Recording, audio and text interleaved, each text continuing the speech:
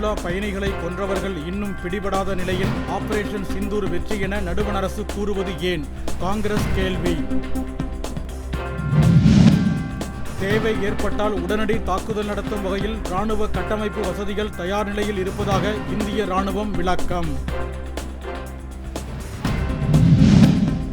வெளியுறவுத்துறை செயலாளர் விக்ரம் மிஸ்ரியின் தனிப்பட்ட விவரங்களை வலைதளத்தில் வெளியிட்ட கும்பலுக்கு தேசிய மகளிர் ஆணையம் கண்டனம். உலக செவிலியர் நாளையொட்டி மருத்துவர் ராமதாஸ் வாழ்த்து. வெறுப்பும் சலிப்பும் இல்லாமல் சேவை செய்பவர்கள் என புகழாரம். அரியலூர் அரசு மருத்துவக் கல்லூரி மருத்துவமனையில் செவிலியர் நாள் கொண்டாட்டம். நைட்டிங்கேல் அம்மையார் உருவப்படத்திற்கு மரியாதை. சித்திரை முழுநிலவையொட்டி தேனி அருகே உள்ள கண்ணகி கோவிலில் சிறப்பு வழிபாடு. தமிழக கேரள பக்தர்கள் திரளாக பங்கேற்பு.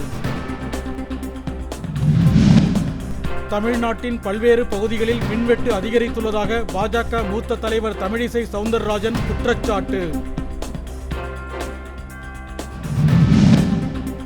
தமிழ்நாட்டில் 12ஆம் வகுப்பு விடைத்தாள் நகல் பெற நாளை முதல் விண்ணப்பிக்கலாம் என பள்ளி கல்வித்துறை அறிவிப்பு.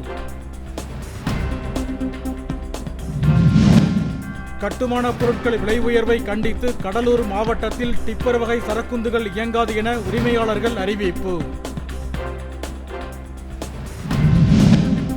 சென்னை தியாகராய நகர் ரங்கநாதன் தெருவில் உள்ள முன்னணி துணிக்கடையில் திடீர் தீ விபத்து.